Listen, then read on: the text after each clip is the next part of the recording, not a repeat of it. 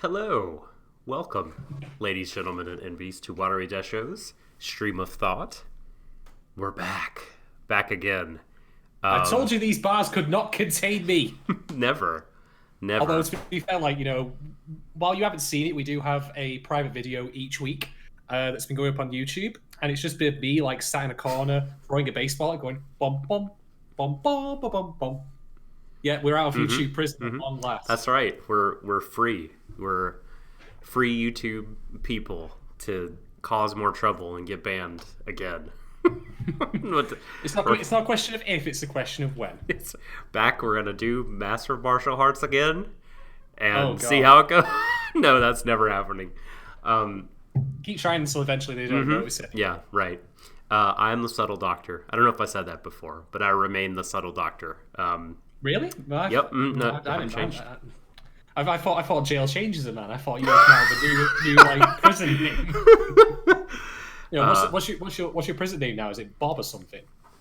It's, I don't know, hard T. We'll go with hard T. Sure. Okay, Yep. fair And above me in your video is my main squeeze from prison. It is the hardest working man in pod business, Shadon. Welcome, Shadon, everyone. I don't remember that particular version of events happening in YouTube jail. Well, there's a reason for that. Great. Fantastic. Well, Shadon is here, I'm here, the Vikings are here, we're all here together, and we're here to talk about Vinland Saga, episode 19, A United Front, and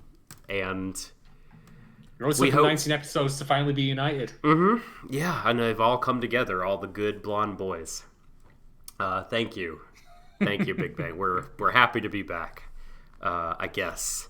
But no, we are absolutely happy to be back, despite the fact that YouTube is, how do I put this politely? Shite ass. There we go. That's a a good phrase. I'm just throwing that out there, by the way, because I'm hoping that their new YouTube for kids detection algorithm picks up and marks us as not appropriate for kids. We're marked. We are marked manually in the admin console. I have put a big old check next to the not for kids. I thought my big potty mouth would have given that away first, but you never tell with YouTube. It gets things a bit backwards all the time. The robots are bad. They're bad. Well, they're robots. I mean, did no one ever watch 80s action films? Wait a minute. Post-apocalyptic apocalyptic films and all that. Did that never happen? I don't know if we're, as a channel, ready to come out and say robots are bad universally. I'm not sure if I'm ready to go there. I think I need some more time. I think we as a species need time with robots to figure out whether or not there are some good ones among them. Nah, kill them all. For all you know, there may be robots among us now. I may be one, and you may be passing judgment upon me, your friend, in your ignorance. What say you to this? Are you gonna? You've got to pass the Turing test first, Doc. Give it a go. I can't. So I know I've heard of the Turing test. What is the Turing test? Remind me. Can a robot plausibly be mistaken or identified as a human? Put it on the poll. Oh yeah, you know what? Let's get started. No time like the present. Oh boy. Hello, Yukinon, our artist buddy. Welcome. I don't think Yukinon is watching Vinland Saga, but he's still here to support us anyway, and for that, bless you, sir. Bless you, Yuki. We haven't forgotten the Norman deer and all the other amazing things that you drew, the ski-free art of the Promised Neverland. Oh, you are watching. Good. That was a blessed moment, the ski-free art. It was the best. And it's funny because it's accurate. And it's accurate to the show. All right. I don't blame you for falling off for a while, because I really like this show, but it is very fall-offable. A certain kind of point in the middle there where if you're doing it week on week, I totally understand how you might be like, I'm gonna prioritize other things for the next few weeks here. But we're glad to have you back on board the good ship Vinland weekly discussion. Excuse me. So let's get into it now. Episode 19. Well, actually, so again, before we do, the summary, and I remind us all of what happened in episode 19, Shadon is going to remind us of the Twitter polls that took place for episode 18. That I am indeed. I've just also posted a link in the chat for the first and probably most important poll of the entire podcast's lifetime. Is Doc actually a robot? Do I pass the test? Are you going to have Harrison Ford or Ryan Gosling try and hunt you down? Maybe do the voight cam test? How do you feel about turtles, Doc? Oh, the voight test. Turtles. How do you feel about that? Glitch. I love turtles. All right. So, polls from last time. Episode 18, poll number 1. Are you a true fighting game fan if you've never played Clay Fighter? I hadn't played it, so I just put yes this one. But people disagree with that. 29% said yes, 71% said no. I still have no fucking clue what it is. Like, it's got Clay and it's got fighters in it. That's all I know. Please play it. Get on the emulator and play it. I got things to do, like, meeting women for, like, afternoon tea and painting fine art. It's not a Elder Scrolls. I do in my spare time. It's not a Fallout game. It'll take you like 10 minutes to get the feel of Clay Fighter. It's not like you need to pour hours and hours into open world questing. You just, pick Bad Mr. Frosty and fight Blue Suede Goo, and then you get it. Yeah, this guy. No wonder everyone thinks he's a robot. Am I right? By the end of this podcast, I'm going to make everyone believe you are a robot. Anyway, episode 18, poll number 2. Did you tear up when Canute said he wished he was Ragnar's son? 78% said yes, and 22% are violating health and safety procedures by cooking while listening to our podcast because they said they were cutting up onions. Why are you doing that? Come on, folks. You got to keep your attention focused on things. You can't just be there, like, looking at the post. Hey, that's Shadon. There's a handsome guy. Ah, my finger! Don't do that. I don't know how people do the cooking, like streaming themselves cooking. Like, that's a tough one. I mean, I'm already bad enough at whatever you want to call what we do here, but like the cooking thing, I would definitely cause an accident. $10 patrons here for us now. Cooking with Shadon. It's all awful shit, but this is how you put a ready meal in the microwave. It's a 4.5 minute long podcast. It's great. The macaroni and cheese edition. Yeah, I'm not even a fan of that shit. Anyway, Vinland Saga episode 18, poll number 3. Is Thorfinn just in a rebellious phase? I suppose this also could technically count for Kell as well, come to think, because he really is a child in a man's body. But anyway, 79%, who among us hasn't? Who among us hasn't been in a rebellious phase, And 21% say no. And episode 18, poll number 4. Is the priest right with respect to his views on, love, being a kind of discrimination? Metaphysics. This was quite close. 48% said he's onto something, and 52% said he's off his rocker, i.e., pissed out of his face. Because that's the priest one. That's how I voted. Come to think of it, you don't see the priest in this episode, actually. Is he taking care of his kid? I think he's burying it. Building a new one.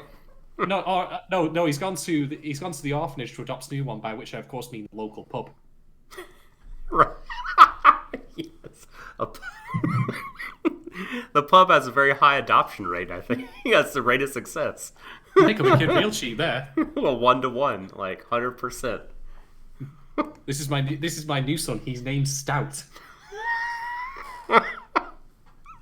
Funnily enough, that's the name of my last son. The one before that. Crazy. I just love the name. I've had many sons, and they've all died a tragic death. I can't say why. If you'll excuse me, I'm going to finish this one off. Oh no, it happened again. Yeah, the priest says his main defining attribute is the fact that he's just an alcoholic. But anyway, that's all the polls from last episode. Thank you very much to everyone who took time. There'll be more coming along at this point. If you've already put in your 2 cents about whether or not Doc is indeed a robot, then the answer is yes. Please click that button. See, he's trying to like trick us by pretending to be a person doing a robot, but in reality he's a robot. It's a double feint, right? Yeah. Honestly, like, am I that transparent? God, I need to update my algorithms. Change my thinking. Have you never seen Isaac Asimov's Laws of Robotics? Like, first, do no harm to humans. Why are you doing this to us, Doc? Come on. I am. If I was a robot, I wouldn't have been able to do that facsimile of a dance, because that was indeed harmful to human beings. It was a first law breaking dance. Well, thank you for updating the polls, Shadon. If you want to vote on the polls as they come out, at Warui Deshou on Twitter, they will be there. Indeed. And they'll be up there for a week. So don't feel like because you missed the stream, if you're watching on demand, that you can't vote. Warui Deshou on Twitter to vote. So, episode 19, Kyoto, United Front. I didn't know that's what Kyoto meant. That's interesting. Not a lot of time we really have to spend on creatives here because we've talked about all of them before. We got the writing duo as usual, Hiroshi Seko, our boy, and Kete Ihara. And we have, once again, this episode has 2 directors. Since episode 17, there have been... Well, this happened back in episode 10, but then there was a single director for a while. But since, the last 3 weeks, 17, 18, 19, there's been at least 2, on one occasion 3, episode directors. Mm-hmm. That's interesting to me. Was that just so they could give each other piggybacks when they were bored? It's clearly.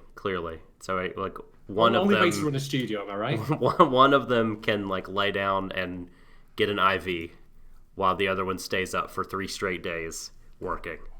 And that's probably not that far from the truth. But yeah, we have Yoji Sato and Michiru Itabashi. Or Ita... Gosh, the font. I'm very... it's a tiny font on my screen. Itabisashi. Michiru Itabisashi. Gosh. Okay. So, like I said, we've talked about these folks before because we have seen them in the director's chair. Sato directed episode 2, episode 5, and episode 12 before this week. And do you reckon they allocated these episodes on some sort of bingo or lottery? All right. We're now drawing the ticket number for episode 5, and that's number 136. Come on down. It's probably people just doing other things in the studio, yeah. And they're like, well, this week, why don't you give it a go? Last week I directed an episode, and this week they've just had me fix the fax machine. What's going on here? No, surely not. Ita Bisashi directed episode 4, episode 9, and episode 15, and was one of the 3 directors on episode 17. So Michiru has gotten quite a bit of work. So look up those videos on YouTube or those podcasts in SoundCloud if you want to hear us talk about the previous work, the resumes of those folks. Don't want to necessarily belabor the point by going over it again. So lots of, Vinland veterans doing the Vinland this week. All right, are we ready now to go into summary land and talk about what happened this episode? Shadon, are you ready? Punch it. Here we go. So, the beginning of episode 19, Thorfinn wakes up to realize he has a broken arm, and Askeladd wants to be his corner man. And then we get the OP. We have Thorkel telling Thorfinn about his dad. In previous episodes, he said, I'll tell you more if you entertain me. Mm-hmm. And he said, Thorkel has been thoroughly entertained. He says, look, I'll tell you. And he tells him, hey, guess what? I'm your great uncle. Great Uncle TK. Your dad was a pussy. Right? Yep, yep. He was a completely pussy. Not what he says at all. Turned tail and ran. What a complete and utter wimp. No, he actually like really sings the praises of the guy. Says like, when he died, I was weeping and was pissed off, and a little while later, was it? I guess 3 weeks later, he was like sleeping on the roof, the roof of Thor's house. He really had a difficult time getting over it. Totally drunk. I mean, it's just the sleeping on the roof of his house, like completely blitzed. Now that I'm a homeowner. By the way, YouTube only folks, my new digs, as it were. Same digs as before, just different room in the house, the actual main one. I'm going to make that my goal now, that when I get absolutely pissed up on a night out soon, potentially even this weekend, I want to wake up one morning and just find myself thinking, where the fuck am I? Why am I sleeping on slanted tiles? Oh fuck. So I recall when we talked about Kabukicho Sherlock last episode, when Kobayashi woke up in the garbage, you were like, "Yep, I've done that before." I've woken up in strange places. Let's put it that way, folks. So you like to wake up on your own roof? Well, I'll give it a try. See how how it goes. Maybe that'll happen if I can't get in one night. I've lost my keys or something. This is comfortable enough. It'll do. Yeah, totally. Shingles, very like warming. The shingles. Or is your roof shingled, or how is it? Tiled. Okay. I would say shingles is something else entirely in this country. I definitely don't want that. Well, so shingles are a thing, of course, like the medical thing, but they also are these very rough black squares that many houses, at least here where I am, are roofed with. I guess they help keep heat out and such like. But yeah, I've helped to re-roof a house before. So that's why I know, for charity, when I was a kid. Well, tries to be at my home. If ever I need my house re-roofing, I know who to ask. No, it's been so long. Also, I would just turn you down. I'd just be like, nope, fuck you, dude. Not doing it. It sucks. See this guy? You seen this prick here? Like, won't even fly across the ocean.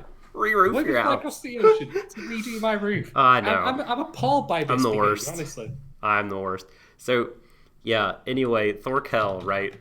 He catches Thor's trying to abscond away with his own wife and child, and leave the Yoms Vikings forever. Thorkel, it's like, yo, buddy, I love you. Come on, come inside. Like, have a drink. Thor is like, nope, I'm peacing out. And Thorkel. He's driving. Right, exactly. No, sorry, but can do driving. I'm the designated DD. driver. Yep, that's me. So, Thorkel kind of finally gets it, like, oh, he's really leaving, right? And it's when Thor tells him, because Thorkel's like, why? Like, why are you going? It's like, I understand what a real warrior is, and I can't stay here. Thorkel is very, like, nonplussed, very like, what? Like, this is like the warrior paradise, right? It's like I'm gonna talk about this later, but he's all very like, he just doesn't get it. He doesn't pass it. Thor's like might as well be speaking in a foreign language to him at this particular point. Yeah, like as if every word he just says like that. I'm gonna turn you up a little bit, Shadon. You've been a little quiet, I think. So I've turned you up. Crank me up, lad. Crank me up. So, yeah, and Thorkel, as you say, like I understand what a true warrior is, right?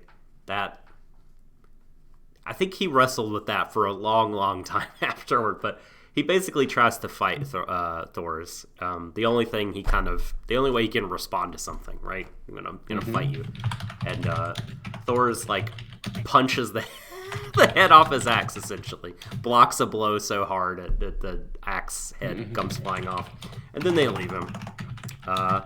And after knocking him out, no less. Which, by the way, that this episode does a lot of nice little things with details, and that is, believe it or not, the first of 2 times Thorkel's one weakness is set up. Yes. Yes. Which is really, really neat. Really I like good. that a lot. That actually is a nice attention to detail. Hello, Dana. Welcome. So, let's see. So, yeah, Thorkel finishes kind of telling his story, and he says, like, your dad left, and I thought about him for 15 years. Right up until he died, I kept thinking about him. And, when I learned he had died, it occurred to me that, and this I thought was really great.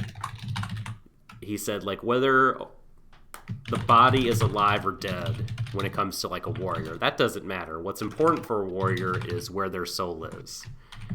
And it's like Thor's soul had left his body and learned to be a true warrior somewhere else. And I was like, oh, that's all very mysterious and cool sounding. I really enjoyed that.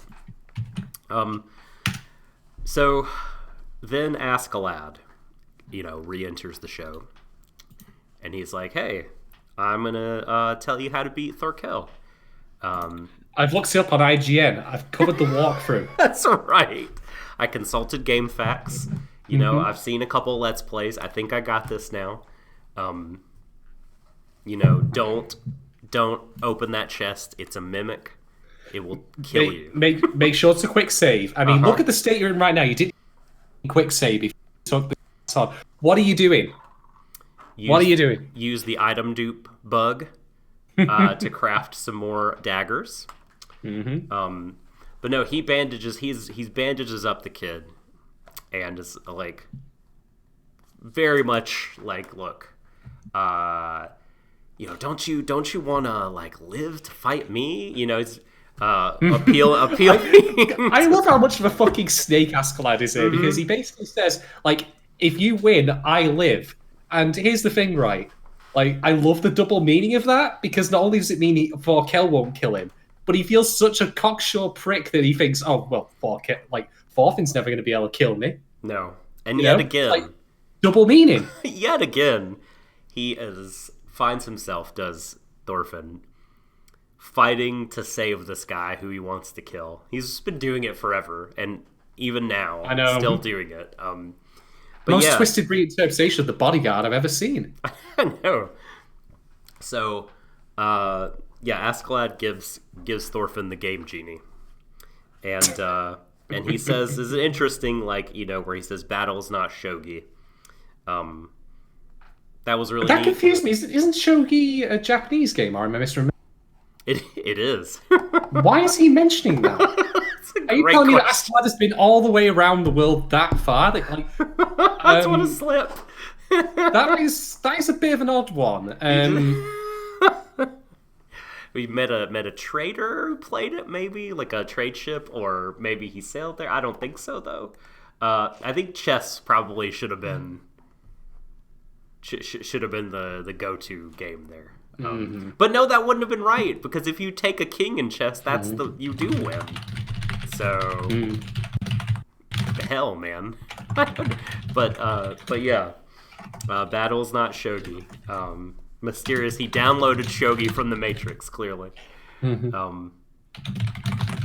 Lloyd says he can guarantee that wasn't in the manga. It probably was not. I would feel pretty good about that. What game should it have been? What are the board games? Well, I wonder what the next poll I'm going to be putting up will be. Oh, man. So, basically, Askeladd's like, look, I saw what happened on the battlefield one day when we were both still in the Vikings. The invincible Thorkel fell, and I witnessed it. I saw it, and I'm going to tell you so you can replicate what happened, because we're in this really unique kind of circumstance where if you beat him in single combat, we live. So, Thorfinn kicks Thorkel in the neck, and he collapses. The glass jaw. Who'd have thought that Thorkel had a glass jaw? I know. Seriously. My God. And he was only like kicked by a tiny child as well. It's not like he got hit by an MMA fighter. But yeah, this is the weak spot that was alluded to both by Askeladd's flashback and Thorkel's own flashback with Thor's. Was it the jaw? I thought it was the neck for some reason. I could have been wrong. Jaw, neck, same area. It's close right enough. around. It doesn't really matter. Yeah. So Wow. so he like folds up like a cheap tent, and then Thorfinn is like on him, and like it's gouging his eye out, just screaming, you know. And Askeladd's like, "No, you don't have a weapon. Take this knife." And suddenly, like Thorkel's like troops are there. His second in command has him subdued, and it's basically like, well, time to die, kid. This has been fun, but you know, let's now get this over with. And Thorkel screams, you know, the scream of an angry demon here, and his hair is blown out. Were you just about to start quoting Tenacious D then? No, no, is that a Tenacious D line? Their side shined a shiny demon. I feel like I should make like the cover of that applies to Vinland Saga, but man. Thorkel at this point looks like Broly if Broly lost his razor. Like his hair is all Broly'd out. You know, he's got like the closed eye with a bunch of blood, and he's just looks crazy. And his voice starts sounding different, especially when you hear his own inner thoughts. Like it's a lot less playful. I'm Thorkel, and it's more like, you know, a lot less Barney the dinosaur. Right, yeah. Like that is. I mean, hey guys, he also I'm Thorkel. You want to play war with me? And I just mean the card game where we flip over the cards to see which has the higher number. Can you count with me? I mean, for a guy who had his eye just poked out, he's actually handling things. Say. Oh yeah, like when his fingers get cut off, he doesn't give a shit. I mean, but Thorfinn, like, not only did he knock him out, he then decided he would go for the, you know, like, dude, overkill, man. So I see you trying. If this is a video game, you would have started trying to teabag him, because that's what you do in first-person shooters when you're being a shit. I know. Unfortunately, I know. Do you know I regret to this day, like I taught my little brother-in-law how to do that? It's a deep regret I have. Like, of all the shit I'd expected to learn today, I was not ready. I was not ready for. When he was let's go back to the cherry test poll, folks. I'm very sad about it, because like we were all playing Halo Combat Evolved, and Combat Evolved, where everyone starts teabag. Yeah, like back at the it was local, and like just goofing around, I did that, and then yes, I communicated the forbidden knowledge to him. And the forbidden. Yeah, he was probably like 13 at the time, so I feel really bad about it still. And I just felt so good to get the kill, man. What? Has he ever been the same since? Never been the same. Never been the same. He's in Austin, being a graphic artist, making a lot of money. Drawing people teabagging each other? Yep. Still drawing Master Chief squatting over other people. Very lucrative career. That was a moment of revelation. So, all right. Yes. Where were we? Thorfinn is subdued. Thorkel says, no, we're not going to do this. And he basically goes into position to snap the neck of his second in command. But his second man, I can't remember his name. It's like Asgeir. So Asgeir is like, look, you know, kill me, that's fine. But whatever happens, you need to live, because you unify all these people, and I can't do that. No one can do that. What's important is you stay alive. So at that point, Canute, the master chef, cooking master boy himself, comes onto the scene. He rolls up. And he's definitely going to stir some shit right here now. Yes, he's going to stir the pot. Indeed. He's adding the secret ingredient, Canute, is what makes it. He's got some spicy takes to give to you all. So also in this scene, right before Canute starts talking, we learn that like the bro that wears his hair down is officially an amnesiac, at least for now. Nah, he's just having his hard drive reformatted. I mean, we established previously that you've got blue screen. You've got to wipe the disk and reinstall Windows 10 from scratch. You've got to make sure you do it right. Although maybe they want to put Linux on his brain. Who can say? I mean, you'd know, Doc. You're a robot. You can tell me if he's going to pass the Turing test after he's rebooted. I'm going to say no. I think he's. Well, that's what a robot would say. Mm-hmm. Pretending to be a human, they would say no. He wouldn't pass the Turing test. We're gonna know he's a replicant, definitely. And I know that's right, Sophie. That's right, here. Sophie. We broke out of YouTube jail. It's pretty good. I knitted together many, many bed sheets to climb out of the window. It took a while. Oh no! Even better than that, I made like a paper mache mannequin of myself. You know, Escape from Alcatraz style. You can't go wrong with a classic. So I guess your prison name then would be Rapunzel. Oh, that's the deepest fucking cut. You prick! You see this? You didn't just fucking go there. Oh my god! The dual meaning of like someone famous with for the hair, and also the sheets out the window for. I can't fucking believe this. It's so mean. You had this. I didn't even. You were getting fucking shanked. Hard T goes down, loses to Rapunzel. He's got hard L coming on there. Fuck my life, I can't.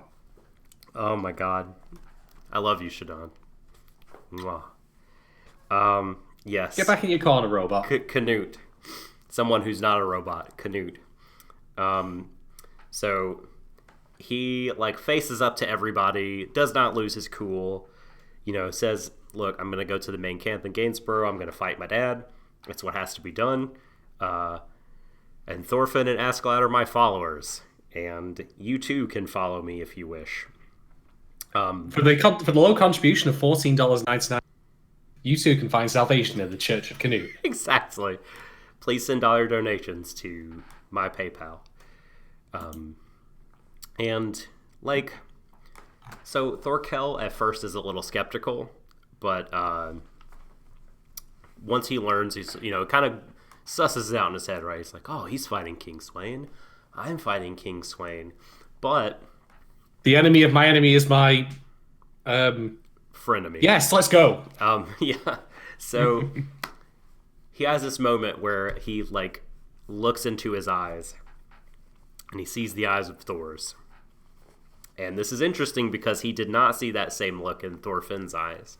Mm. He was making fun of him, and he's like, "You don't have the mystery or whatever." He made the Simpsons face at him, and you know, when you say Simpsons face, all I could imagine then was there's that episode fighting. They're doing the windmill, like, if you get hit, it's not my fault. I could just imagine doing that in an actual fight. I can too. I'm sure he's done it a fair few times. So, yeah, he looks into his eyes and does Thorfinn into the eyes of Canute. Sees Thor's eyes and says, like, I hate that look in his eyes. You know, I've seen it before. And I hate it. It's where a warrior's soul has gone elsewhere. I hate it so much that I'm going to join him. So, and he admits to all his people, it's like, men, I don't know why he's sharing this with everyone. He's like, I too have a regret. I regret not following Thor's then when he left the Vikings. I love that they got him a chair for this, by the way, so he could sit down. Story time with Uncle Thorkel. Yes, yes. Let me tell you all a tale. Thick Uncle Thorkel. It was about that time I was a bit... It was about the time, I was a bit stupid and didn't quite grasp what was in front of me. Indeed. I mean, to be fair though, Thorkel is well on his way to becoming big boss at this point. He's lost his eye. He wants a world in which soldiers can fight forever. He does want that world. I'm just saying, like, all the signs are there. So does that mean that David Hayter is going to play him in the dub? We can only hope. The problem is that Thorkel doesn't have nearly enough like declarative statements, like Thorfinn, Canute, Battle of London. He is dummy thick, though. Viking gear. So he has that going for him. Oh my god, he's dummy thick. He's a thick daddy Thorkel. Yeah, so he is a robot. He's totally a robot. Beep. So he tells them, like, I regret not following him, so I'm going to do this now. But Canute, if you do anything soft, I'm coming for you.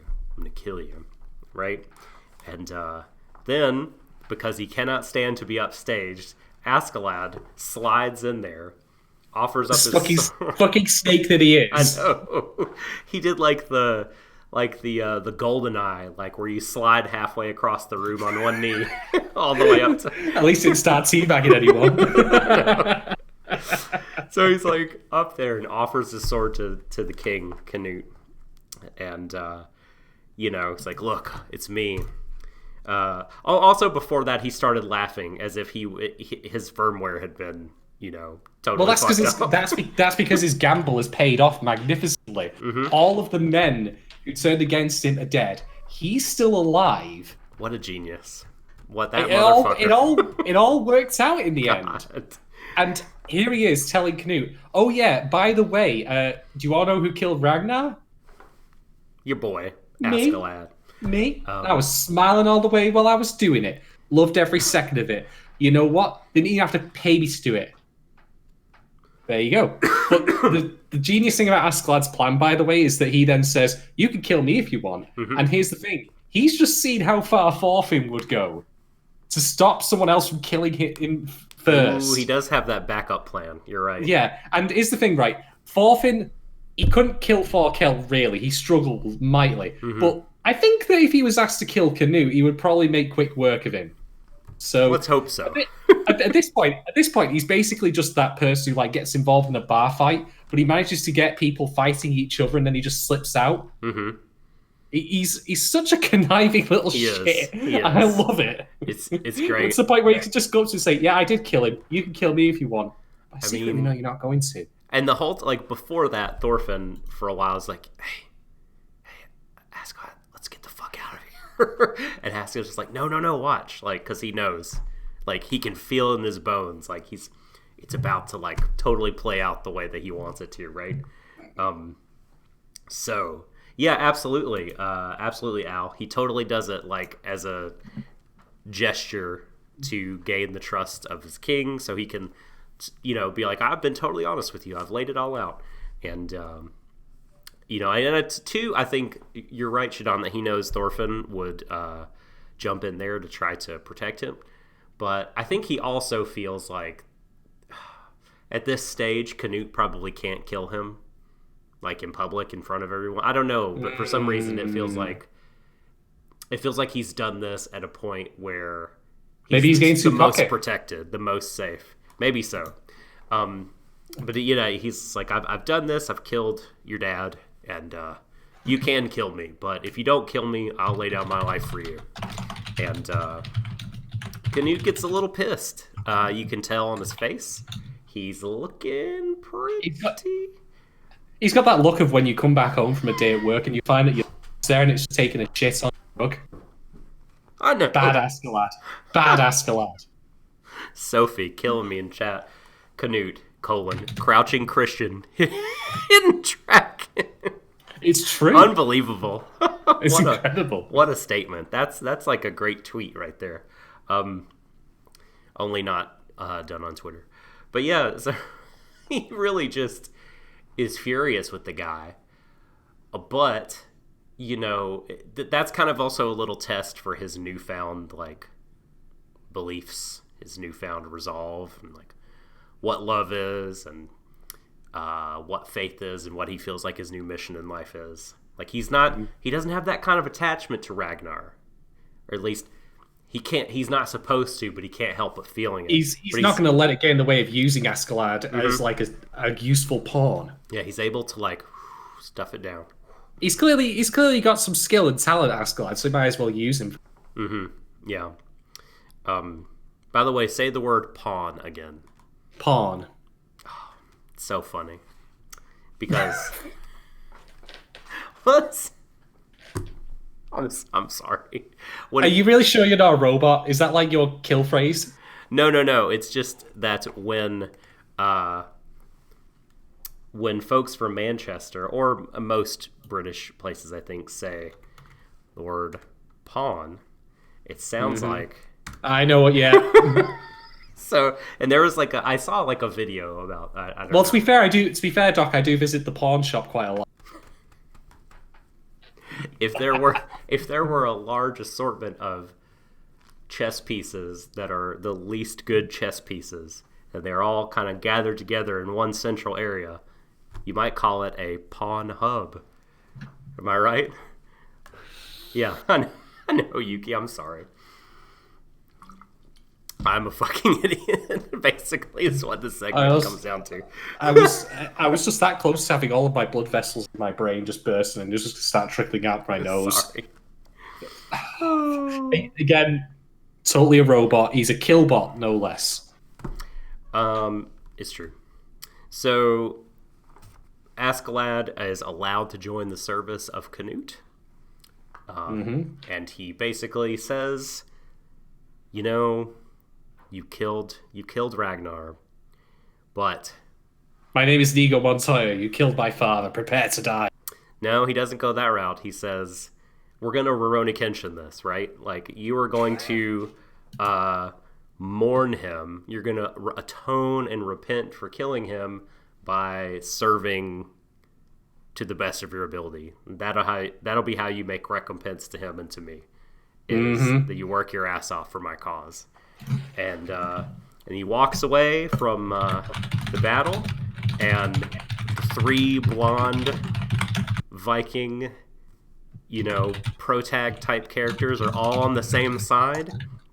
The chessboard is flipped, like the pieces have been rearranged. Some of them are now different colors. And yeah, we got ourselves a fucking super team, a super Viking team.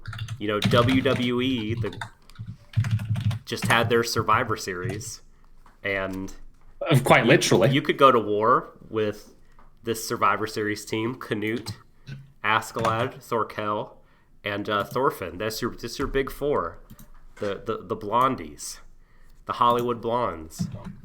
The Viking Beastmen. They're all together on the same side. It's great. I love it. Canute's free. Canute's four. That's right. Right. The new four horsemen of the apocalypse. But I mean, it can't be understated though if you think about it. Like, Canute has managed to, he was initially at the start of this episode Thorkel's target to be used for profit, and now he's managed to turn Thorkel into his servant to get revenge or unseat his father from the throne. That's a natural 20 roll on your charisma check right there. Holy shit. Yeah, that's like only I can do this. This is not like a thing you could battle plan for. Yeah, which is great, which I love. Which is originally I sort of felt like what the meaning of battle is not shogi was, but then it became this whole thing about the king. But I think that that you can't just play out these things on paper, because some people are really special and some interactions you can't plan for. But he again uses his own nature as the king perceives him to tell Thorkel the truth. And Thorkel, for all that he is a kid in the big guy's body, he's not an idiot, which is something I'll be getting to in a minute. I don't think he's stupid per se. Nope. I think that he is very childlike, certainly, but I think that I'll get into that shortly. But yeah.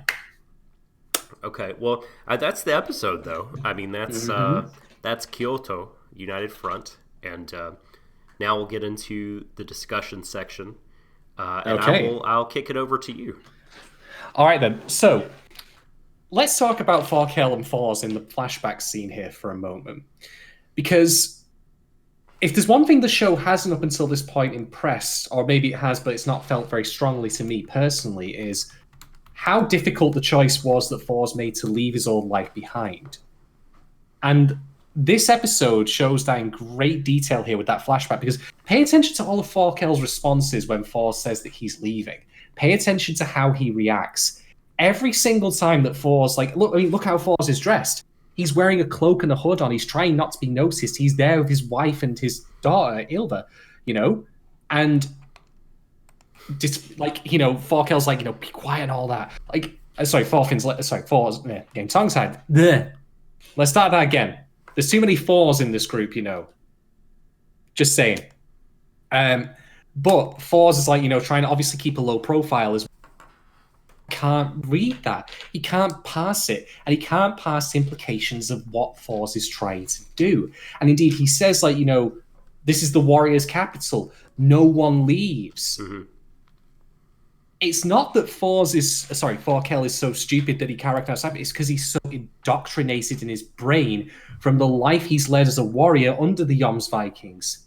He can't foresee, he can't understand a different perspective, a different way of living.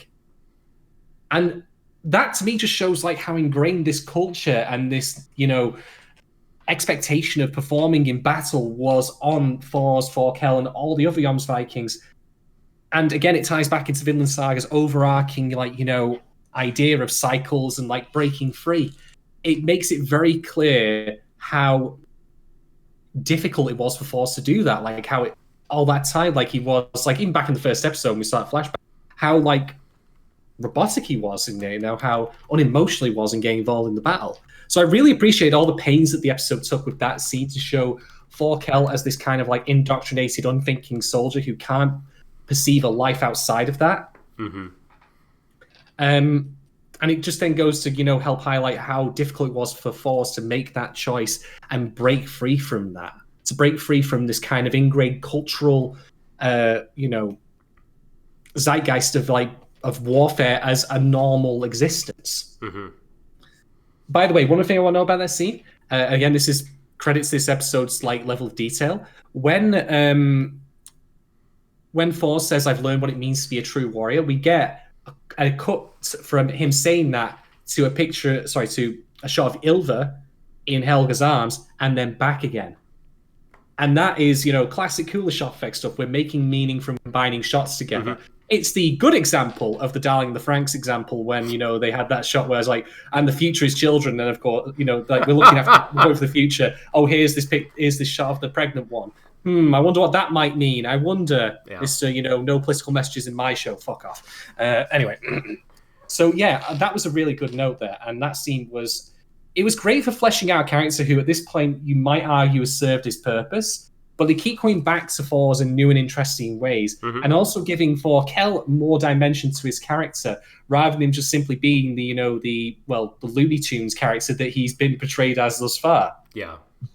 Yeah, it was almost like when he got kicked in the neck / jaw, got his eye. It's like the mask kind of came off. Like he stopped kind of coasting, and he was like, I don't know. It's like he was able to be gotten through to, and like I said, you could hear more of his like true voice, right? Like you could hear the way he was kind of talking in his inner monologue was a lot more sort of dark and dangerous. Very like, again, less happy-go-lucky and less like a big silly giant, more sinister. And so yeah, I think like he is, as you said, like he was kind of in the tank for the Vikings. But I think when Thor's left, that was like a big like knock to his indoctrinated thinking. And then seeing Canute come and have the same way of talking and the same look in his eye, and the same like, oh, I'm not going to use a sword even though you're using violence against me. That was like the straw that broke the camel's back. I think by him submitting to Canute, and he has submitted, right? He's like, I'm going to follow you. I'm going to fight King Soen anyway, so I might as well. I think it could be more than that too. Like, I mean, I think that's an excuse you can tell yourself, but I think he has thrown off now fully that indoctrination that you're talking about. I think he really does want to know now, because he's like, I deeply regret not following Thor's. I want to know what it is to be a true warrior. I actually put up a poll asking a question about this.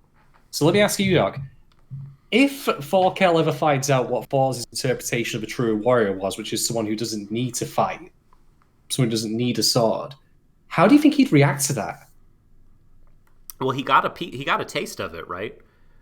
When Thorkel pulled his axe out, and he was like, "Where's your sword?" And Thor said, "I don't need it." But he did. We never see his reaction to that beyond him being knocked out. Like, what does he think of that philosophy? I know. What does he think of that?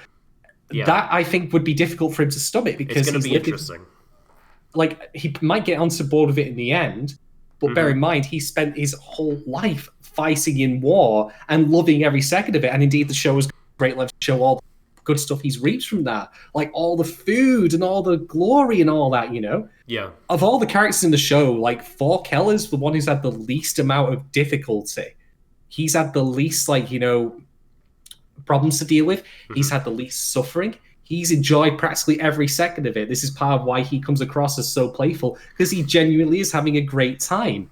So if he then found out, this man you respect is the only warrior in the land who is better than you, he thought that all of this was complete bullshit, and it was better just to go live a life somewhere not here, which, by the way, goes back to the episode 1 title, i.e. Iceland, where he was just a dirt farmer.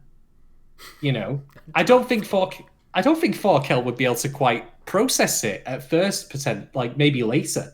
Yeah. Indeed, think about why Thorfinn doesn't tell Thorkel the truth.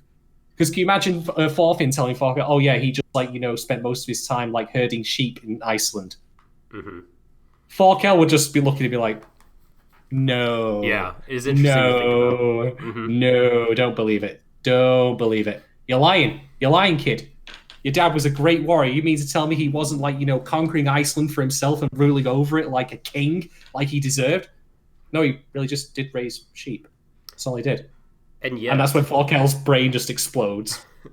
And yet he's probably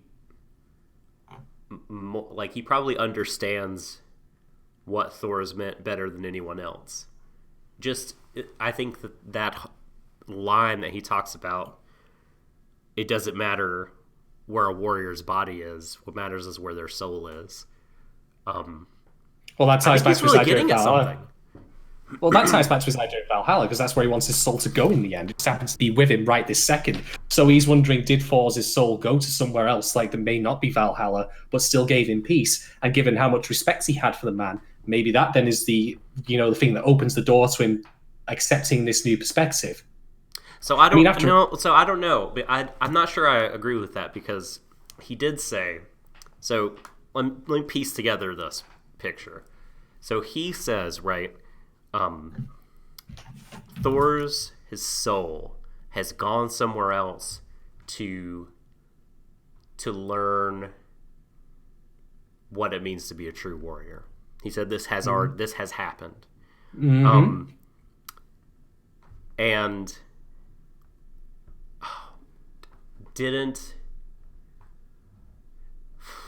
So I think that he probably thought that had happened when he quote unquote died, right? Like when he faked his death and then he left. So he would have still been alive. So it doesn't really have anything to do with Valhalla. Does this make sense? I was thinking more maybe his idea of probably when he left the Jomsvikings, left that life behind. That's what I mean. That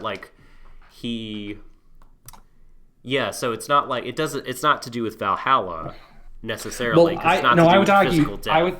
I would argue it is, because that is what Thorkel about great length in previous episodes is his ultimate end goal.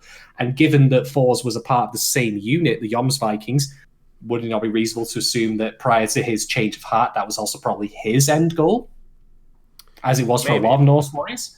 So, in other words, if he no longer seeks that end goal, what's the new one? Yeah, I think there is a new one. I think it's not Valhalla. I think that's my point, though. Yeah, he's learned to be a new warrior already, and so he's leaving the Jomsvikings. Right, and so basically, I don't know. I think that there's a lot. I think that there's a lot to that line, and this is like another instance. I mean, the show has done this numerous times, but gesturing towards a more spiritual kind of life, or maybe meaning or purpose, or kind of a higher way of living, being outside of purely materially existing and the physical realm, that there's something to do with the soul, to do with the mind and spirit that's out there, and yeah, I think like everyone is still like kind of grappling with it, or like a lot of the main characters are like, how do we relate to this? You know, Yeah. um, Well, I think everyone's kind of got an end goal in mind at this question that we always keep asking: the end goal the best that they mhm, have at the moment. I mean, Thor's clearly had his midlife crisis, his moment where his faith, as it were, not in the Christian sense, but perhaps the right, Norse mythological sense, was shaken, and he thought, "No, this is not right for me. I need to do something else." And Thorfinn, while not a crisis of faith so much, his end goal is murder the fuck out of Askeladd. And as I've right. said before, what happens after he attains that goal, or conversely, what happens after that goal is taken away from him? And maybe the distinction doesn't matter because the end result is the same. It leaves him with nothing. I mean, there's that old line like the hunter's nothing without the hunt. So, in fact, that's even mentioned in this episode, Mm-hmm. isn't it? The hunter is nothing without the prey. Mm-hmm. I think so. Mm-hmm. I think so. All right. What's your next discussion point? Okay, let's talk about Freya of all things, because Okay. Freya is mentioned specifically in this episode. And a neat little bit of foreshadowing. So I actually looked up Freya on Wikipedia before. Who is Freya, you might wonder to The yourself. best Final Fantasy IX character. Yes. Mm-hmm. Yes, Mm-hmm. except for Vivi. Oh, that's true. Vivi's pretty rad. Vivi's pretty rad. But okay, if you haven't read Neil Gaiman's Norse mythology or haven't played God of War 4, or generally not au fait on Norse mythology in general, Freya is one of the Vanir, if I remember correctly. So not of the same group of gods as Odin, for example, who's part of the Aesir. Indeed, Thor rather, is mentioned when compared to Thorkel by some of his men who are rushing over like they're just late to a concert or something. Oh shit, bro! I'm gonna lose my seats. I need to get up to the front row. Mm-hmm. It just makes me wish there was that Monty Python Coliseum vendor selling like ox's noses, Stokes tongues, all that. Yeah, Totally. exactly. So Freya is the Norse goddess, at least as some interpretations go, of fertility, sex, life, you name it, nature, blah, blah, blah, blah. But that's the most common understanding that we have. I mean, when I played World of Warcraft, there was a boss named Freya, and Freya was all about plants and shit. So fair enough. But I wouldn't take that by the... Don't use World of Warcraft for anything, by the way. Except as a springboard onto other things, but I'll be talking about that in a different podcast in a little while. Anyway... But Freya is also known for being involved with war and death, particularly as the patron of the Valkyries. So here's the thing, right? We've seen Canute thus far be very, very timid and placid, very reserved, meek even, I would argue. Mm-hmm. But all of the things that Canute has done has been in the service of like life and living, like cooking, cultivating plants, living as a farmer. Indeed, a farmer's son is what Ragnar described him as. But now I think we're going to see the other side of that Freya comparison, which is war and death. Because when Freya got pissed off various times, she let her wrath be. So I think this is a neat little bit of foreshadowing for people in the know as to what's going to happen to Canute now, where he's going to shift away from being that more known for life and nature and all that kind of stuff, and more towards the war and death side of thing. So again, kudos to Vinland Saga and Kosu Yukimura for mining the Norse mythology elements appropriately, I would argue. I mean, it's all well and good to start dropping names every single time that you get the opportunity to do so and reference every Norse myth you can. But you're not, filling in a history test here. It's actually better to use them to, help develop character. And I think that dichotomy there of life versus death really helps, build on what's happened to Canute and what his future's going to be. Yeah. With Canute, I mean that's a really good. I think so. Thank you for bringing that up. That's a really good insight, actually. And my point is kind of along, without the mythological tie-in, kind of a similar vein. I always find it really interesting when you have. This happens a lot with antagonists.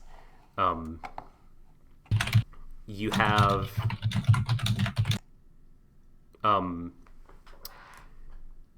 Characters who have lofty ideals, kind of grand ambitions, and those ambitions are very, very pure.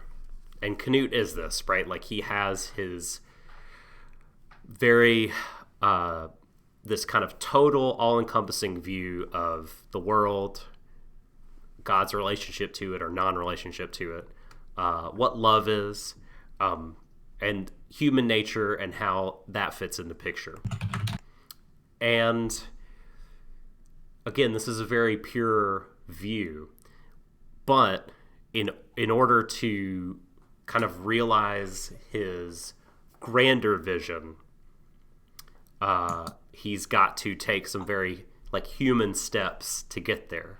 He wants to make an omelet, and omelets don't just appear out of thin air. You have to break some eggs to do it. And so, he clearly thinks like battle for its own sake is just a meaningless exercise. But he's going to have to, as you said, like employ a lot of people in battles. He's going to have to do his own fair share of fighting to take it's the a pragmatic throne away. Approach. Yeah, He's going to have to. Because there's only so far that you get you.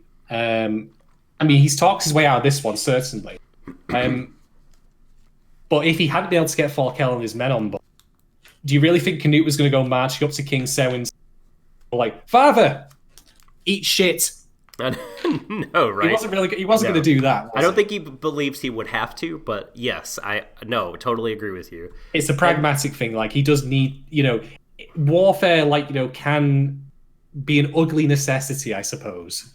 Yeah, well, this is the part. So this is what's interesting about very kind of idealistic characters to me, is like how they end up justifying these actions that, when committed outside the bounds of their ideals, or committed not in service of kind of getting them to where they want to go, they would be like, these are bad.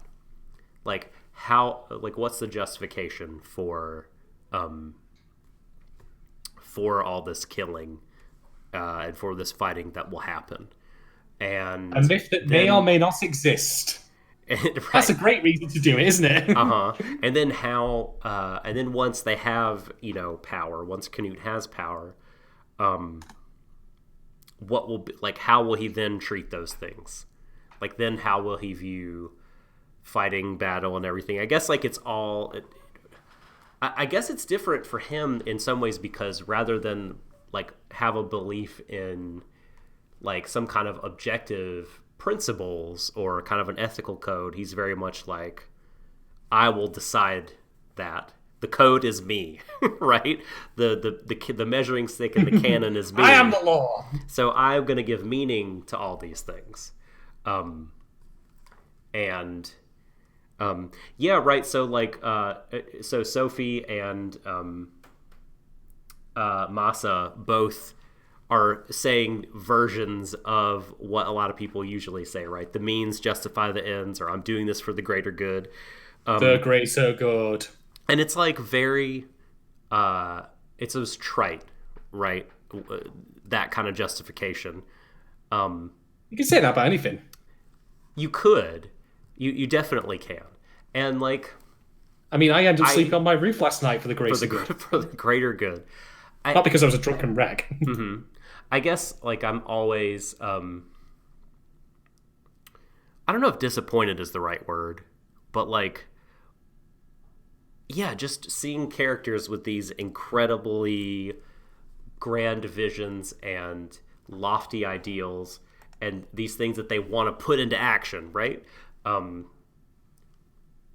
That doing that always involves something that goes against those ideals. It never fails. And I'm just curious to see, like, how it plays out, how Canute deals with it, not just externally, but internally too. Because I think, he doesn't want people to die anymore. Like, he's sick of it. Like, he hates this kind of tragedy that, like, so pointless. That the whole fucking world, and we share that because we've been privy to so much of it throughout this show. Like, there's so much needless war and killing for the sake of killing, and like just pointless, like, grabs for power that end up not meaning anything, and people's lives are cheap. And yet, like, he's got to do that to get to try to create this world that he wants to create. And I guess it just goes back to like something we've mentioned on here before. Like, is it possible to create the ideal society without resorting to those kind of means?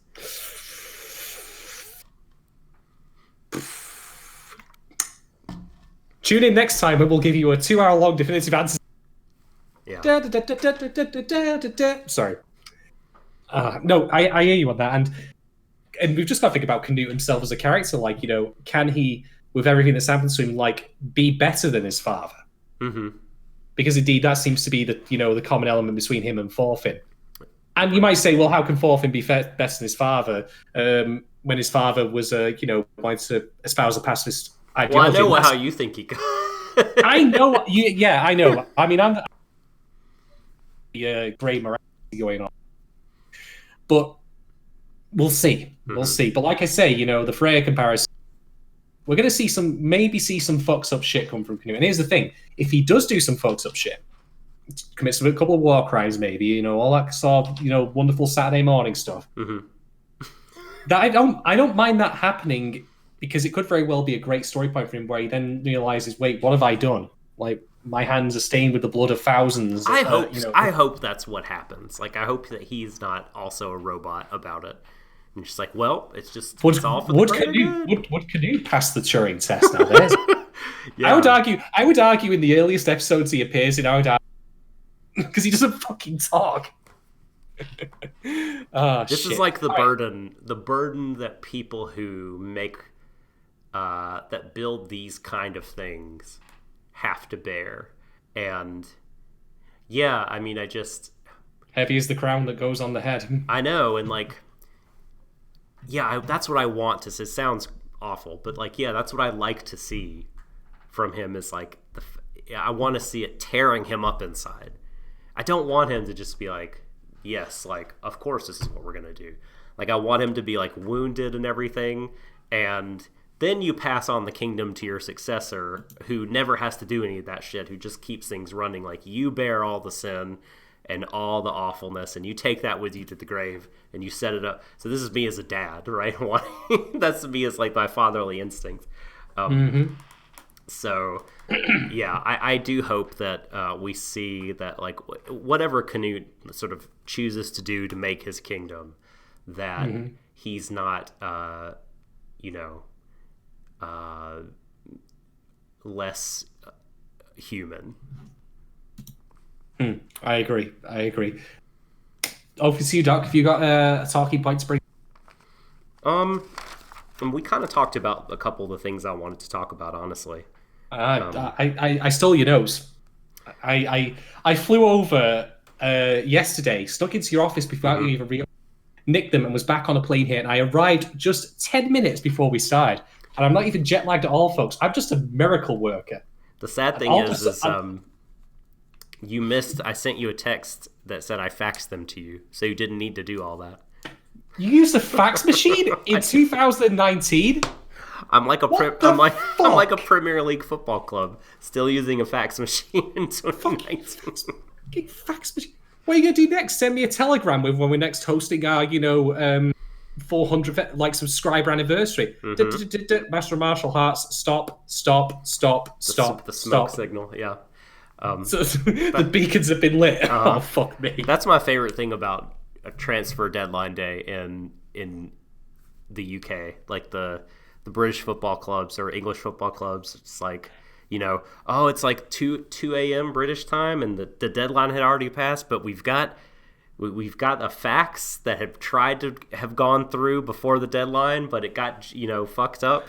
But we see it here, so it says, so the deal is now gone through. I'm like, why are we sending faxes? I don't usually, if ever, talk about my public for pricey reasons. I'll just say this: banes of my existence at my workplace. And the sooner that every fax machine gets shot into the sun, the better. I hate them so much. If you're still using it, fucking stop. Jesus Christ! Just scan and email that shit. Create a system. Yeah, or I will fax you a scan of my fist, and you can then and hit yourself in the face with it for using such a piece of shit technology that's just completely out of date. I will fax you a scan of my fist. Why don't you, like, these Premier League fuckers, like, send the transfer documents on a fucking carrier pigeon? Fly, Artemis, fly! Let us buy this player from this club. I have to send off my dark wood elf on horseback to light the torches, to light the beacons of Gondor. All right, okay, moving away from facts. So yeah, do you have any talking points, Doc? No. Apart from facts. No. I have one more. Okay. I have one more. All right. So let's talk, like, if there's one thing about Vinland Saga that you and I were discussing pre-cast, is that there's a lot of points it repeats over and over again, and often in different ways. Where if we were doing this as like a retrospective podcast where it was just like one of our 3-hour ones, we could probably like say, here's a thing, and here's how it appears in X, Y, Z, so on and so forth. And one of the things that reappears this time around through the flashback with Thorkel and Thors, and also continuing the fight between Thorkel and Thorfinn, is the idea of war destroying families and turning them against each other. Because here's the thing, right? Do you not find it very, very sad that Thorkel weeps about Thors' death because he didn't get the chance to fight him, as opposed to, he's my family member and he's dead? Is that not like really, really grim when you think about it? Now, I mean, yes. Yes, definitely. I mean, we could argue, although there's no real hint of it, that maybe Thorkel is lying when he says that, and maybe there's a little part of him right there, with his, like, third lung or whatever, because he's just a fucking mutant. Still, his heart still beats a little bit for the loss of his, like, nephew-in-law. But then, of course, Thors himself, like, I mentioned that shot before where he says what it means to be a true warrior. Now, Thors says, like, that is because he doesn't need to fight. He doesn't need to use a sword. But I think there's a second meaning to that he might not have elaborated on so much, which was he found something he wanted to fight for finally that was very personal for him, like to care for his family. And it's not just a question of, like, fighting in wars, but, like, doing what is necessary to protect them. That's why he's taking Helga and Ylva away to Iceland, to get them away from all of this awful shit.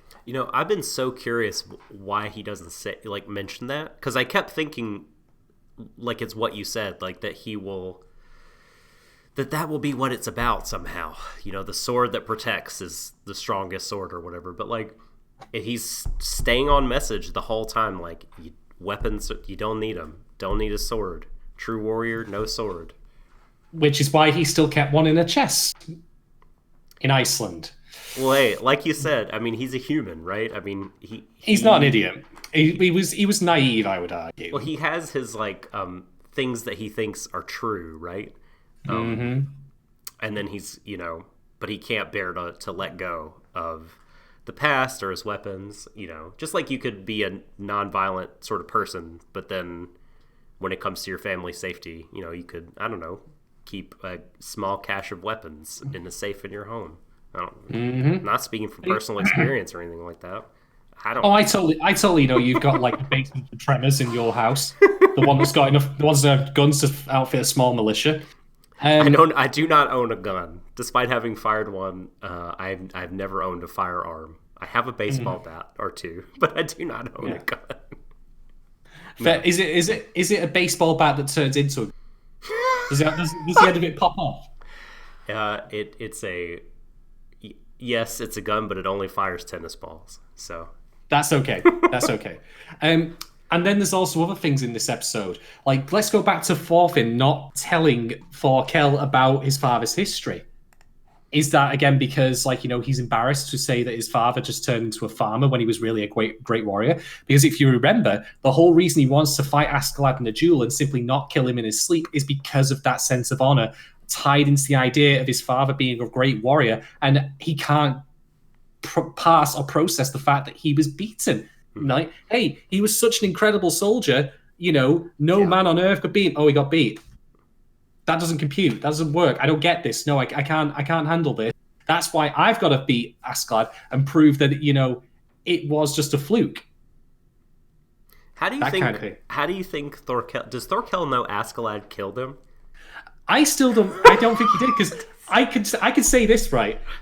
Given how like sore Thorkel is about not having had the chance to fight for one last time, yeah, I know full well that if he found out, he would have turned the lad into like, ribeye steak. Totally. He would. Like, Askeladd you is denied so me the happy. chance. You denied me the chance to fight Thors again, and you did it for gold. Man, we needed He would have smushed his head. He'd have taken his head and smushed it like a grape. We needed a cut from when, he says, "I'm not going to tell you." Screw you, Thorkel. When Thorfinn says that, we needed a quick cut to Askeladd going, "Thank Christ, I live." I didn't realize we were going to see history's first documented instance of sweating bullets, but here we are. Exactly. Yeah. Oh my God. So look at the absurdity of all this family situation that's going on here, where, like, 2 different generations, three different generations throughout the course of the episode, if you count flashbacks, have been aligned against each other for various reasons, all relating to the war that's been going on for so long and the culture that's so ingrained in them all of honor, tradition, and military service. Mm-hmm. And it's all left them with basically nothing of worth. Thorfinn, he's got nothing but the clothes on his back, and all he's done for the past 8 years or however long is have a murder boner for this guy.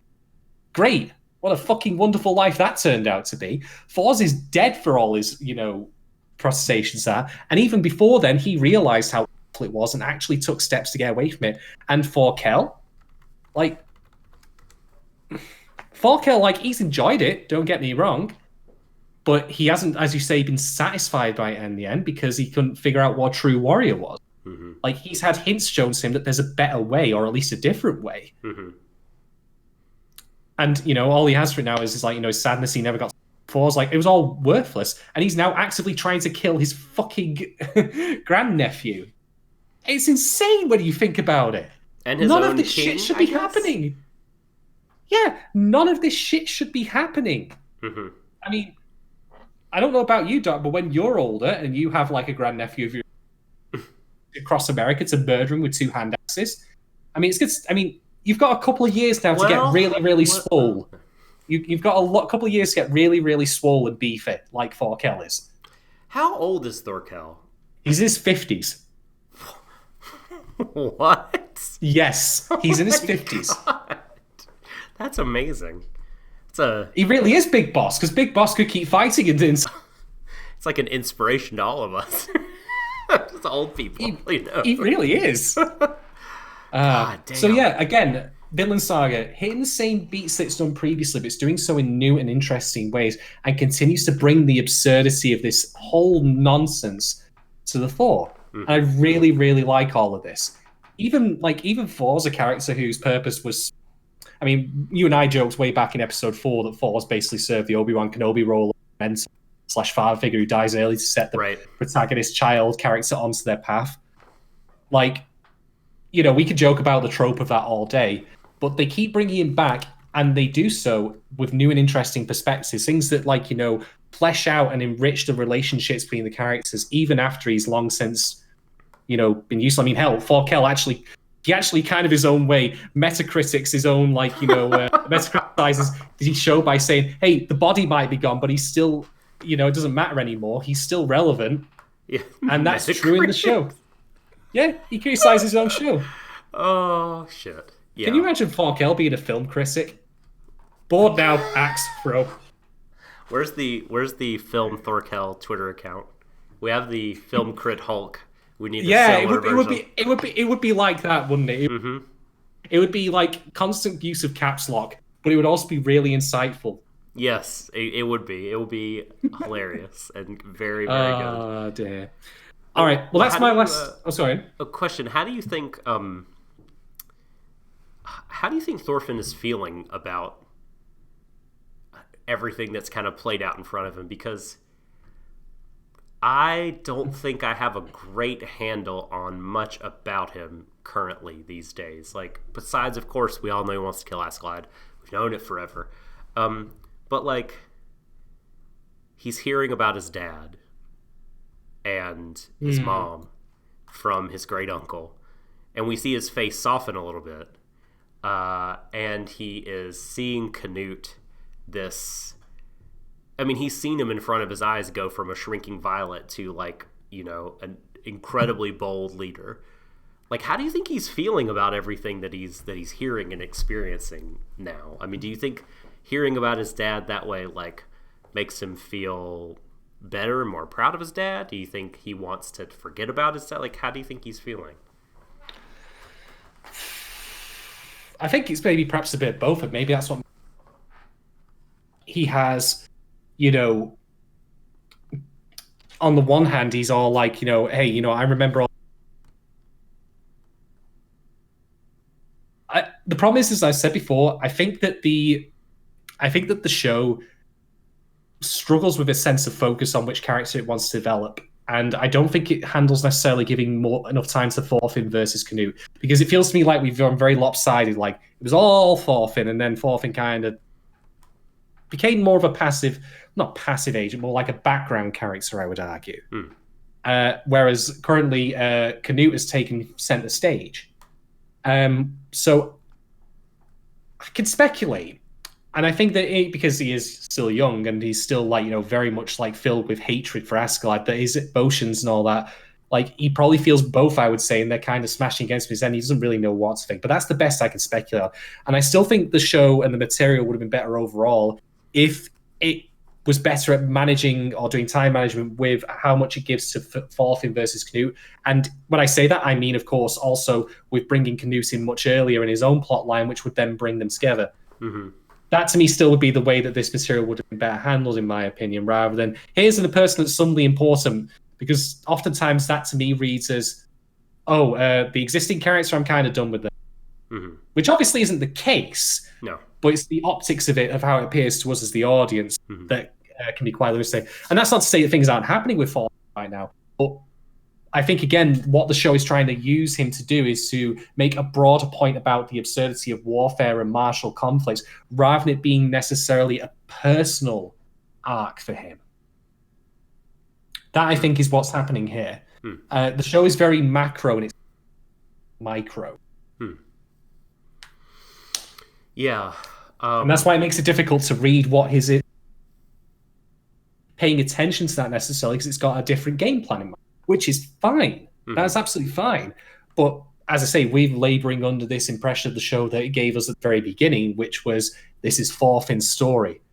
Whereas really, it's the story of one person in a much wider world. Yes. And how that world is pretty effed up, to be quite honest. It's Norway's story. It's Norway's story. Yeah. Norway Saga. I guess if I had to speculate, like, yeah, I think he's probably, like, he being Thorfinn, is probably pretty single-minded still about Askeladd, you know, and entirely, I would argue, putting everything else on the back burner as much as he can. I mean, I don't think I want to know how he thinks about and feels about Canute, because that's the best ship. Okay, let's be honest. But I just don't know that he thinks about him very much at the moment. You know, I think maybe he'll have the opportunity to do more thinking and be more reflective later. But yeah, I think probably for now he's still pretty Askeladd focused, and everything else is kind of secondary. But I'm hearing about his dad. I'm sure he felt pretty vulnerable for a moment there, but then he's just like, no, I can't feel this way. I will not allow myself to feel this way. We need to move on now. Yeah. All right. Well, that's all the talking points that I have. So, but we do have one Patreon. Oh, good. Hold on just a moment here. Let me restart this video call because you've been dropping out a little bit.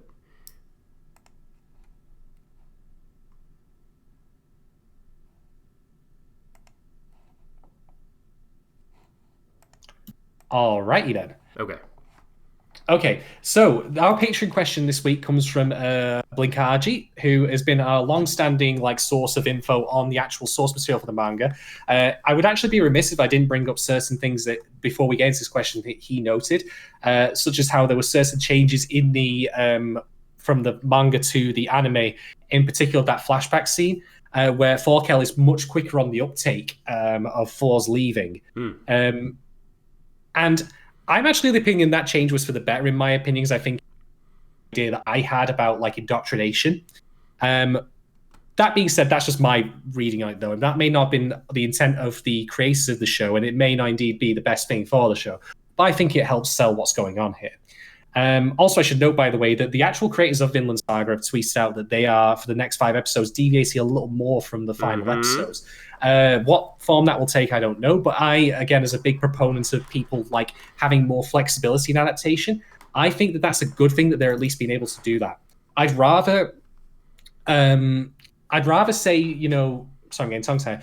I would rather, like, you know, a show fail creatively because they tried to do something different, rather than it fail creatively because they had no latitude to make any changes whatsoever and they were too strict to the letter of the text itself. So even if, like, these next 5 episodes completely bottom, very high, but even if that happens, I at least will appreciate them having the ability and the will to try and being allowed to do so. So, good shit. All right, anyway, Patreon question. Patreon question from Blinkaji goes something like this. Where was the Bjorn? And what do you guys reckon he was up to this episode? All right. The Great Bjorn. So, I have 2 answers to this, actually, because I love coming up with headcanons for shit like this. I love it. Okay. The first thing I'm going to say is that he's in rehab. He's in mushroom rehab. You know, he's tied up into a chair and he's having a version where he is being shown, like, you know, images of things like bunnies and flowers and whatnot. But then when a picture of a mushroom appears, he gets electroshocked. Oh my god. That's my first thing on that. He's in rehab. And then the second reading I have is that Bjorn has been teleported to his version of Valhalla Kingdom. So he's just making war on Toad and Toadette and all that, and you can see Bjorn getting over that flagpole totally. Oh, yep. The penny just dropped with you, didn't it? It really, you had then. I mean, if Doc is a robot, he's having a hardware error there. Oh, do you want us to be a crash report, Doc? Something about a kernel. I don't know. I could, like, someone draw me fan art of Beyond just a giant bite out. Yukinon, there is waifu Thorkel art. I believe I've retweeted it before. Oh my god. So that exists. When's Thorkel in Fate Grand Order? Needs to happen. They are running out of mythology. They are.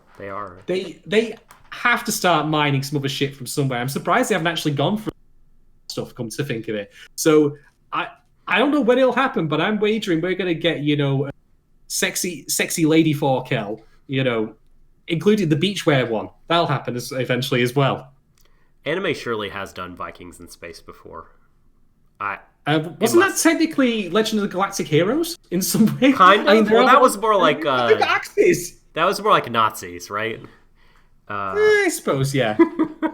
But there was, you know, Odin is an anime about space and people in uniform.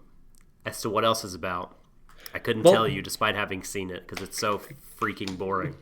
Can I just say that if there is a Vikings in space anime, then they just need to be in the longboats like they normally are and look like they usually do, but with no explanation of how it works, like how they're in a vacuum. They're just literally rowing through space at light speed. Yep. So do you have an answer for Blinkaji's question? Do you have a... I mean, where was he this episode? Nowhere. I'm going to say that he is off screen gathering horses together, gathering sufficient stock of mushrooms, you know, maybe like looting bodies, getting armor, basically preparing a royal transport for His Highness. Again, stocked with enough mushrooms to get him all the way to Gainsborough. I think I'm going to go with that because that's the much more sense. You've taken the fun answers. You can go with your own fun answers. You could say that, like, you know, Bjorn Scrolls 5 Skyrim. He's on the wagon. In fact, oh my god, I've just had the most amazing thought. What if I did a Let's Play of Skyrim, but I played Bjorn in it? Where Bjorn, the Dragon Bjorn. There we go. That's it. Dragon Bjorn. That checks out. I've just dropped the mic on this entire show. Yeah. Admittedly involves Todd Howard, so maybe I shouldn't be so proud of it. Fuck's sake. Anyway, Todd, if you want to send me your Bethesda money, because I know that you like to pay people off that shit, then send it my way. Anyway, that brings us to the end of the Patreon questions. Thank you very much, Blinkaji, for throwing that in there. If you want to ask us questions about episodes as we do them week on week, then feel free to take a look at our Patreon. That's patreon.com/Warui Deshou. If you subscribe to the, is it the $3 tier or higher, I believe? You can ask us questions about both Vinland Saga and also Sherlock and other shows we'll be doing in the future. You can indeed help decide what shows we'll be doing in the future, because that will come around at the end of this year when we decide if we're going to continue Kabuki Show or move on to a different show. And if you pay enough money, what were you not a fan of the itchy crotch jokes in this week's episode? Or have you not seen it yet?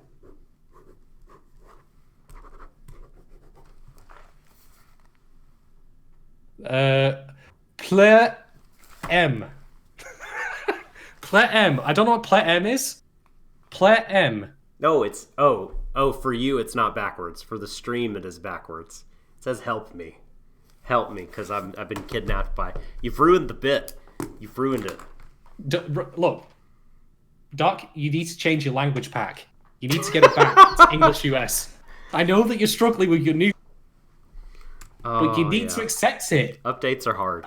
Have you had the service pack yet? Updates are hard. No, I need to get XP professional. God, like you really are going to start malfunctioning. That's long since that. But yeah, do feel free to check out our Patreon. There's plenty of benefits as well. Now, with that, I suppose we should actually wrap up by looking at the polls as they stand now. There were 5 this week. I've actually had my... Oh, sorry, go on. Oh, we did get a question in chat. Yes. That they would like us to answer. So, what do we think Canute and Thor's have in common? Why do they have similar eyes? This is by AI, or is it AL? I don't know. The font is not good to me. _. I know you'd recognize another AI if you saw it. I'm trying to not reveal their identity. No, so why do we think Thorkel looked in Canute's eyes and said, "You have similar eyes"? Well, I think it's a sense of determination. I think because there was no like turning like Thor's around, and certainly Canute doesn't like buckle in front of like Thorkel, like even when he gives him a Saitama punch. Right. I think it is that they're both great individuals. I think, like you said, that they're both determined to achieve, that they both have very strong and like clear visions for the future that they want to make. And I think that the futures involve sort of the eradication, if not like very minimized, like violence. I think they want to make these ideal futures for people. They want to make their kingdoms, like you have said, Shadon, and they want to make them free from what they see as like needless war. They don't find a need for weapons and war in their kind of utopic worlds. And so I think those are the similarities, probably. Yeah, I would agree. All right, then. So let's close out by looking at the polls, then. So there were 5 this decent mileage out of this episode, all not least of which is questioning Doc's robotic nature. Is he more machine than man? I'm sure we'll find out in the coming week. But anyway, Vinland Saga episode 19, poll number 1. Could Doc pass the Turing test? Nope. Lol. 100%. Banks are right. You all know. You all know. You're all Blade Runners. Well done. Just please don't have like crippling, like, you know, existential crises. Just say. I've seen. Episode 19. I can't remember the speech. I was going to try to do that. The best scene in the entire film. Rest in peace, Rutger Hauer. Cue the doves. Cue the doves. You are missed. Episode 19, poll number 2. What are the odds of Shadon waking up on the roof of his house after getting obliterated on booze the night before? There were 2 answers for this one. The first one, which came in at 40% at the moment, is 100%. And answer number 2 at 60% is 99%. So I'm glad that people like currently are giving me a little bit more credit. Like they give me like long odds of not waking up on my roof in the morning when I get pissed. Thank you very kindly for everyone who voted for that answer. Now for a more serious poll. Number 3. If Thorkel ever found out about Thor's perspective on what it means to be a true warrior, how would he react? 25% say he would lose his shit. 50% say given time he'd be okay. And 25% say he'd jump right on board. So we've got a little bit of a mix here so far, but mostly leaning towards the it would take time, but he would get behind it in the end. Mm-hmm. Poll 4. When Askeladd said he once played shogi, he really meant 38% say chess. No, 0%. That can't be true though, because he says it's not like shogi because. Oh wait a minute, no, they are the same. Fuck, God damn it, I fucked that up. Do you need a memory upgrade, Doug? Do you want more RAM? Many errors firing off. No, yeah, okay, never mind. Buy yourself an SSD for Christmas, man. Because he says, if you take the king, you don't win. And that is what happens in chess and shogi. God damn it. Yeah. And then 0%... Please fire me. Trade me in for a better model. 0% say Mahjong. 25% say League of Legends. And 37% the 37% say the current leader, Monopoly. Mm-hmm. Yes, definitely. I mean, Thorfinn's been trying to roll a double for ages to get out of Vengeance jail. It just hasn't happened yet. And the final poll, episode 19, poll 5. Given his past duplicity, now there's a word of the day for you folks, should Canute have killed Askeladd at the end of the episode rather than making him his vassal? And currently, with 100% the lead, nah, he can be trusted. As opposed to the other answer of, hell yes, kill the motherfucker. Wrong. He can't be trusted, but he is useful. The thing is, he's like a snake, you know? Keep him as a pet all you want, but they can and will bite you if provokes. So, just saying. But anyway, thank you everyone who's taken part in the poll. They will remain up for the week, so do feel free to check them out. Give them a retweet, send them to your friends, get all involved in the conversation. The right answer for the first one is, of course, that Doc would fail the Turing test. He's failed it many times already today. Otherwise, that brings us to the end of the episode, if I'm not mistaken. Yes, indeed. So, I guess we need to rate it still. I'm gonna. Shit, right. I'm sorry. No, that's all right. Yeah, so I'm gonna rate it. 4.25. Gouged eyes out of 5. Wow. So that's 2 blind people and one who's just slightly, injured in one eye. Yeah. Well, lucky him. Put the shampoo in his eye, maybe. Yeah. Oh no. I mean, I have.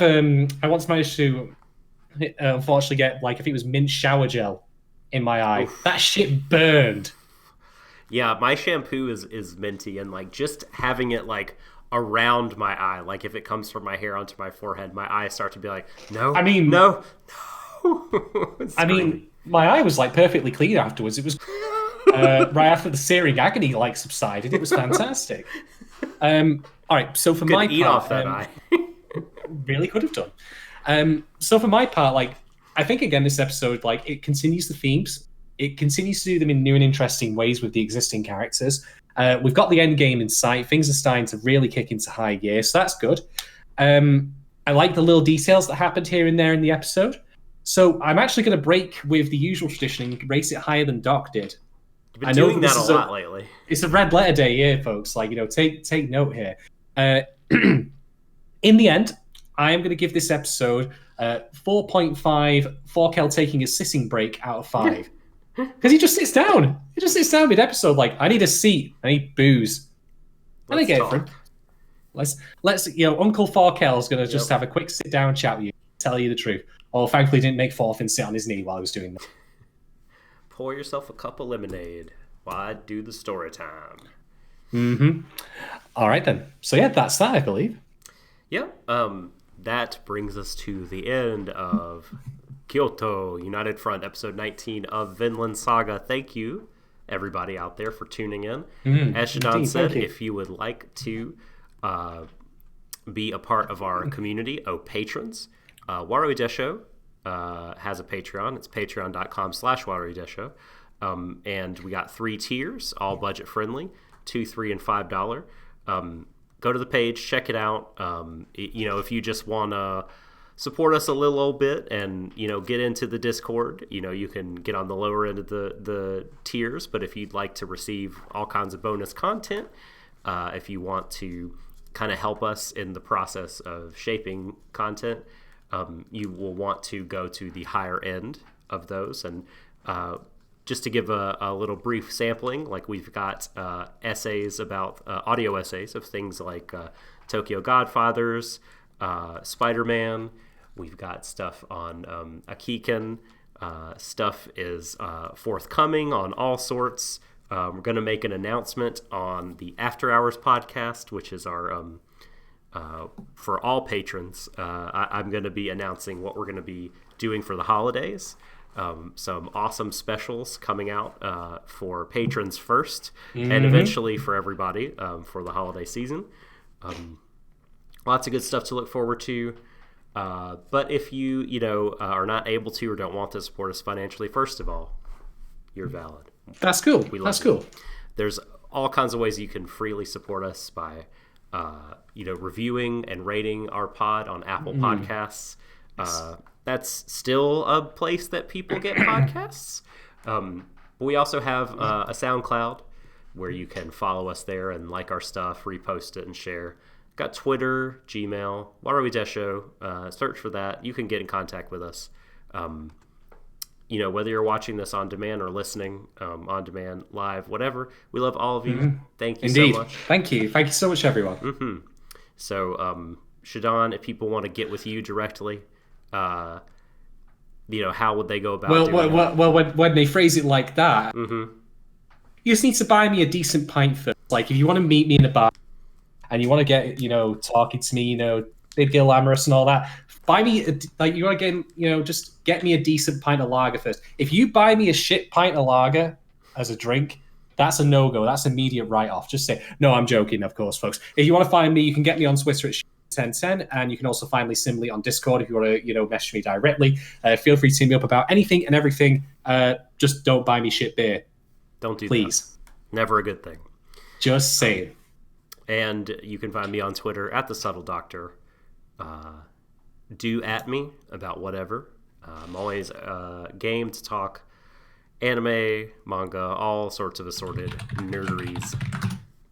And but with that, I think we're going to close it out so that we can get to recording our after-hour show for today. Hell yes. For Shadon, I am the Subtle Doctor. This has been Warui Deshou, and remember, embrace each other, everyone, to the ends of the universe. Good night.